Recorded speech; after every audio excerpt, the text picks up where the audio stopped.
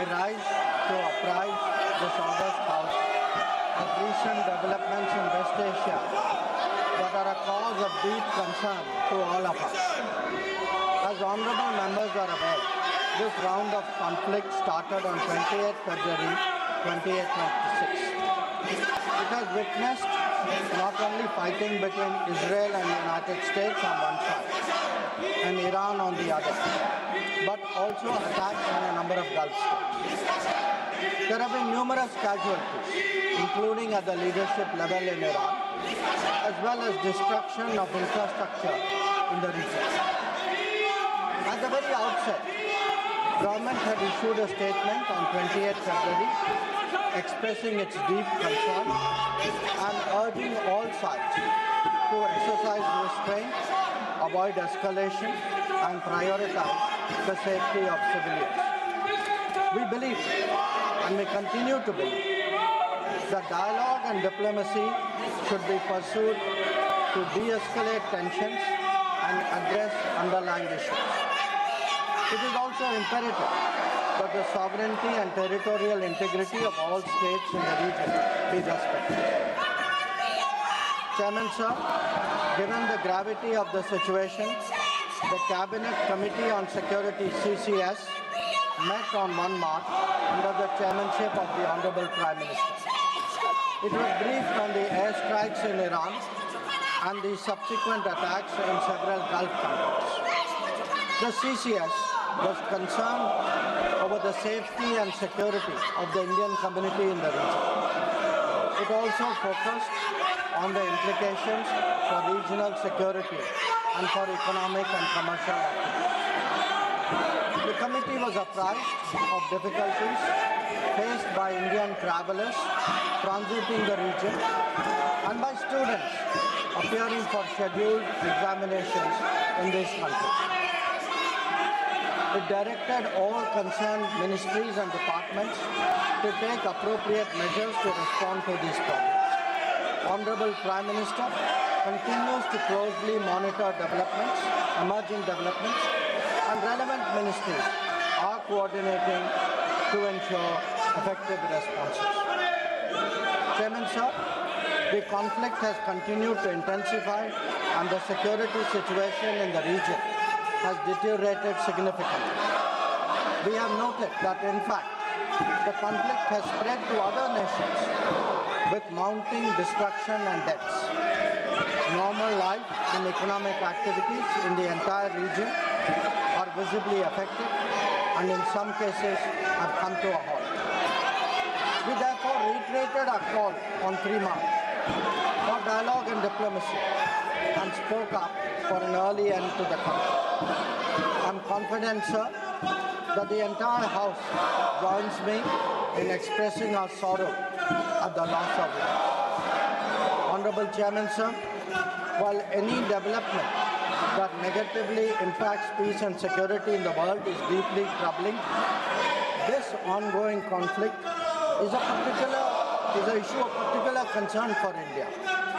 We are a neighboring region and understandably have obvious stakes in West Asia remaining stable and peaceful. There are almost 1 crore Indian citizens who live and work in the Gulf nations. In Iran too, there are a few thousand Indians who are there for study and employment. The region is key to our energy security and includes many important suppliers of oil and gas. Chairman, sir, the Gulf is also a major trade partner, accounting for US dollars. आप लोगों से आग्रह है कि जो सवाल आप उठा रहे हैं उसी सवाल का जवाब सरकार की तरफ से विदेश मंत्री जी दे रहे हैं। अगर आपकी चिंता है कि भारत के लोग गल्फ में हैं, भारत के लोग ईरान में हैं, मिडिल ईस्ट में हैं, तो क्या कार्रवाई सरकार कर रही, आप क्या परिचय दे रहे हैं? अगर सरकार की तरफ से आपके उस चिंता का स्टेटमेंट आ रहा है, आपके इशूज पे स्टेटमेंट आ रहा है, तो मैं आग्रह करूंगा कि आप लोग सदन को कृपया सुचारू रूप से चलने दें। आप सुनिए माननीय विदेश मंत्री जी, जो आप सवाल को उठाना चाहते हैं, उसका जवाब दे रहे हैं, स्टेटमेंट दे रहे हैं। आप सुनना नहीं चाहते, पहले से प्ले कार्ड लेके आए हैं। ये प्ले कार्ड लेके क्यों आए? कई बार अध्यक्ष जी ने कहा प्ले कार्ड लेकर के सदन में नहीं आया जा सकता, फिर भी आप तैयारी के साथ कि सदन को नहीं चलने देना। माननीय विदेश मंत्री Chairman sir, the Gulf is also a major trade partner, accounting for US dollars 200 billion almost annually of trade. The House is also aware that in the last decade there have been significant investments from the region into the Indian economy. Therefore, the serious supply chain disruptions and climate of instability that we perceive are indeed serious issues. Furthermore, these include attacks on merchant shipping, where Indian nationals often constitute a large proportion of the crews. We have sadly already lost 2 Indian mariners and 1 remains missing in such incidents. I know, sir, that the House joins me in condoling the attacks. Honorable Chairman, sir, government has been assessing the situation in West Asia continuously since the 12-day war in June 2025. We noted the indications of growing tension and cautioned the Indian community in Iran accordingly. On 5 January, Indian nationals were advised by the Ministry of External Affairs to avoid non-essential travel to Iran. Those already resident there were urged to register with the embassy, exercise due caution, and monitor embassy website and social media handles. A second advisory was issued on 14 January, reiterating the advice to avoid travel in even stronger.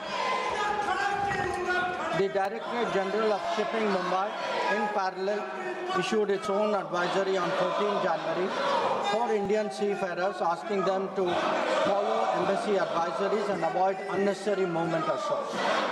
Recruitment and shipping companies were asked not to deploy or send Indian seafarers to Iran. Chairman, sir, reflecting our assessment of the evolving situation, the Indian Embassy in Tehran issued an advisory on 14 February urging Indian nationals, including students, pilgrims, business persons and tourists, to leave Iran by all available means of transport, including commercial flights. They were asked to contact the embassy for any assistance and provided with 24/7 helplines. This was again reiterated in very strong terms through another advisory on 23 February. Some heeded these advisories and have left the country. However, many others have disregarded them and remain in Iran. We are also in touch with fishermen who operate out of Iran. This, sir, was the situation till 28 February 2026. Honorable Chairman, sir, once the conflict commenced, the Indian Embassy has facilitated the relocation of several Indian students in Tehran to places outside Tehran. An advisory update with emergency contact helplines was issued on 3 March. Similarly, facilitation was extended to pilgrims who were there in Iran for their internal movement. Indian nationals who were in Iran for business purposes were assisted to cross over to Armenia and to return home. The embassy in Tehran remains fully operational, I should say, in fact, on the highest alert. They are totally committed to supporting the Indian community in this difficult situation and in assisting Indian nationals who may wish to cross international borders.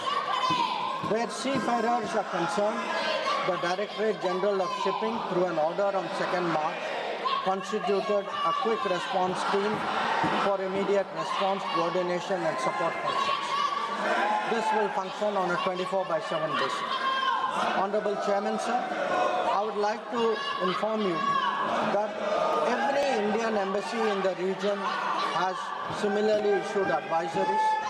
This is so with Israel, UAE, Bahrain, Qatar, Kuwait, Saudi Arabia, Iraq. Many of them did so on the 28th of February Israel did it again on the 1st of March. Many of them again in the Gulf did it on the 5th of March. Saudi Arabia did it on the 8th of March. So this has been a continuous exercise.